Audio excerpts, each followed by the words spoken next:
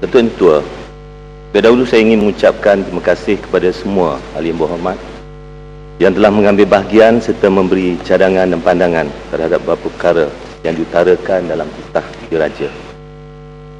Antara telah membangkitkan perkara-perkara yang berkaitan Kementerian Kewangan adalah ahli yang berhormat daripada Labis, Kinabatangan, Indra Mahkota, Lembah Pantai, Arau, Kulai, Pasir Salak, Pasir Mas, Sungai Petani, Bacuk, Tapit, Pematang Pauh, Talabakan dan Pendang. Izinkan saya untuk memberi penjelasan ke atas isu-isu yang telah dibangkitkan tersebut. Datuk Yang Ketua, ahli yang berhormat Labis dan Kinabatangan telah mencadangkan agar kerajaan menstruktur semula subsidi supaya lebih fokus kepada kumpulan sasaran. Untuk makluman yang berhormat, kerajaan sedang mengkaji secara menyeluruh kaedah pengstrukturan semula subsidi melalui dengan izin Subsidi Rationalisation Lab yang dijalankan oleh Jawatankuasa Pemandu. Pengstrukturan semula subsidi akan berorientasikan pasaran dan hanya golongan yang benar-benar memerlukan bantuan kerajaan akan disediakan subsidi. Dasar mengenai pengstrukturan subsidi ini akan ditentukan setelah kerajaan meneliti cadangan yang akan dibincangkan dalam Bengkel Jemaah Menteri pada 1 April 2010. Ahli Parlimen Labis, Indra Mahkota dan Lembah Pantai telah menyentuh mengenai pelaksanaan GST. Kementerian Kewangan bersetuju dengan cadangan pelaksanaan Anti-Profiteering Bill dengan izin sebelum GST dilaksanakan berserta dengan edaran Shoppers List sebagai langkah melindungi kepentingan pihak pengguna. Sehubungan itu, Jabatan Peguam Negara sedang meneliti rang undang-undang tersebut yang akan dibentangkan oleh Kementerian Perdagangan Dalam Negeri, Koperasi dan Kepenggunaan bagi bacaan kali pertama dalam sesi Parlimen yang sedang berjalan sekarang. Sehubungan ini, bacaan kali kedua rang Undang-Undang Cukai, Barangan dan Perkhidmatan 2009 atau GST tidak akan dibentang pada sesi Parlimen kali ini bagi tujuan memberi kefahaman kepada semua golongan rakyat mengenai GST. Ahli Parlimen Arau telah membangkitkan isu pelaksanaan skim polisi insurans pihak ketiga yang akan diperkenalkan oleh Bank Negara Malaysia pada tahun 2010 dan berkaitan cadangan sebuah syarikat khas akan ditubuhkan dengan modal berbayar sebanyak RM500 juta. Yang telah diumumkan dalam bajet 2010 pada bulan Oktober tahun lepas, kerajaan sedang mengkaji cadangan menubuhkan sebuah skim perlindungan insurans motor asas bagi kecederaan dan kematian pihak ketiga yang membolehkan pemilik kenderaan termasuk kenderaan pengangkutan awam mendapatkan perlindungan insurans motor wajib pada kadar premium berasaskan risiko yang berpatutan dan setara dengan nilai tanggungan. Pada masa sekarang, kajian ini masih dalam peringkat penelitian mendalam dan dijangka dimuktamadkan pada pertengahan tahun ini. Cadangan penubuhan syarikat khas masih dalam kajian pihak Bank Negara Malaysia, terutama mengambil kira masalah pencarum untuk mendapatkan pampasan dari segi tindakan undang-undang.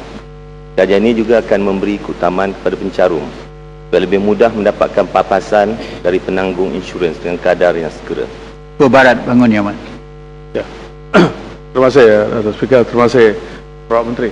Yang Perdana Menteri, saya pun ada bangkitkan mengenai perkara tersebut, mengenai skim insurans yang dicadangkan oleh bank negara. Tapi ada perkara yang berkaitan adalah kenapa sehingga ini stakeholders yang terlibat dengan cadangan ini tidak dipelawa untuk membuat perbincangan. Itu khusus yang saya telah bangkitkan. Satu. Nombor dua, sistem yang sedia ada, saya harap diambil kira kerana nampaknya dengan fast track system yang sedang berlaku di mahkamah-mahkamah, banyak kes-kes telah dan dapat diselesaikan. Maka tidak ada sebab kenapa kita perlu satu sistem yang baru yang dicadangkan oleh Bank Negara dan senyap-senyap dibuat sehingga tidak ada perbincangan dengan Bar Council, dengan insurans, dengan Consumer Association. Kenapa ini terjadi? Terima kasih. Datuk Yang Ketua, tentang pandangan yang berhormat itu supaya perbincangan dengan stakeholder dilakukan, ini akan dilakukan oleh pihak Bank Negara nanti. Sebenarnya saya nyatakan bahawa pihak Bank Negara pada masa ini sedang dalam proses untuk membuat kajian dan juga apakah bentuk yang terbaik untuk insurans polisi ini dilaksanakan. Ini akan diutamatkan setelah perbincangan stakeholders dilakukan.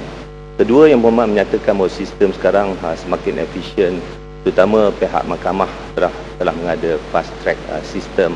Ini kita ambil kira, di mana saya nyatakan apabila bank negara mengubah polisi yang baru ini, semua faktor-faktor yang ada sekarang akan diambil kira supaya tidak ada loophole apabila kita melaksanakan satu polisi yang baru nanti. Sedikit lagi. Terima kasih. Yang Prof. Menteri, sebenarnya yang mengkhawatiri semua pihak adalah ini. Dengan tiba-tiba lebih kurang 3 bulan dulu, Bank Negara mengatakan bahawa dasar polisi yang baru yang akan terikat kepada berjuta-juta pengguna insurans akan diimplementasikan pada bulan Jun. Nah, adakah ini benar?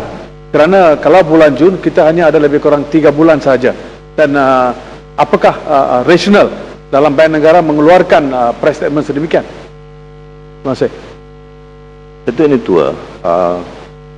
Pada tahun ini kita melaksanakan belanjawan tahun 20. Apa yang berlaku dalam konteks pengurusan belanjawan tahun 20? Kita telah menyediakan apakah inisiatif di dalam belanjawan tersebut.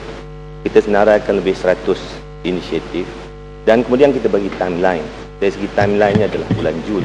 Tetapi ini tertakluk kepada akhirnya pihak Bank Negara mampu untuk mengadakan satu sistem yang dapat memberi kebaikan kepada semua orang. Yang maksud Jun itu ada timeline dalam kita membincangkan pelaksanaan belanjawan bagi tahun 2010. Sebagai contoh, di mana Yang Berhormat Maklum, Klinik Satu Malaysia umpamanya. Apabila Yang Berhormat Perdana Menteri membentangkan belanjawan tersebut dan kita ada list tersebut, inisiatif, Yang Berhormat Perdana Menteri sebagai Menteri Kewangan pertama telah mengambil inisiatif menjemput semua menteri, ketua setiausaha serta ketua pengarah agensi, dan kita senarai tersebut siapa inisiatif ini di bawah tanggungjawab siapa, bilakah nak mulakan projek tersebut dan bilakah timelinenya pelaksanaan projek tersebut.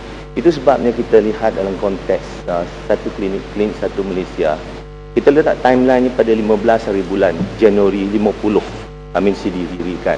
Jadi pada bulan Januari 50 telah didirikan. Bermakna dari segi kerja kita, macam mana kita mengurus belanjawan, kita ada timeline. Jadi Yang Berhormat kata Jun, timeline ditetapkan, tapi ini tertakluk akhirnya kepada pengujudan satu sistem. Bermakna Bank Negara akan bekerja dalam time frame yang disebutkan, tetapi akhirnya bila akan dilaksanakan itu akan ditentukan oleh sistem itu, sama ada sistem itu baik atau tidak diterima oleh semua. Dan dalam konteks ini Bank Negara telah diberi mandat supaya mengadakan sistem yang lebih baik daripada yang ada sekarang. Minta maaf Timbalan Menteri Yang Berhormat, saya tadi tak dengar Menteri menyebut Kota Raja sebagai salah seorang yang bangkitkan isu keuangan. Saya bercakap agak lewat semalam mengenai pelesinan arak dan sinteks, ya, cukai excise dan akta excise dan akta custom. Jadi saya kira ia adalah di bawah jurisdiction Menteri Keuangan. Jadi kalau tak dijawab, saya harap boleh disediakan jawab.